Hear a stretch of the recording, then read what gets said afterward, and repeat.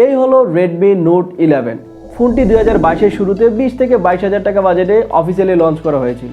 ফোনটিতে ডিসপ্লে হিসেবে দেওয়া হয়েছে 6.43 ইঞ্চ অ্যামোলেড ডিসপ্লে প্যানেল এবং কর্নিং গরিলা গ্লাস 3 এর প্রোটেকশন। পোর্টস এন্ড বাটনের যাবতীয় সবকিছু আছে। প্রাইমারি মাইক্রোফোন আছে, USB Type-C পোর্ট আছে, ডুয়াল স্টিরিও স্পিকার দেওয়া আছে, MIR ব্লাস্টার আছে এবং 3.5 মিলিমিটার হেডফোন জ্যাক আছে।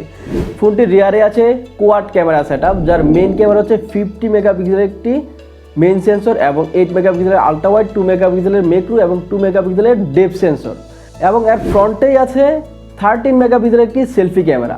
এর রিয়ার এবং ফ্রন্ট দুটি ক্যামেরা দিয়ে সর্বোচ্চ 1080p 30 fps এ ভিডিও রেকর্ড করা যাবে। প্রসেসর হিসেবে ফোনটিতে দেওয়া হয়েছে কোয়ালকম স্ন্যাপড্রাগন 680, যা 6 ন্যানোমিটার ফেব্রিকে বিল্ড করে একটি অক্টাকোর চিপসেট, যা ডে বাই ডে ইউজের জন্য একটি পারফেক্ট চিপসেট এবং এটা খুব ব্যালেন্স একটা পারফরমেন্স দিচ্ছিল।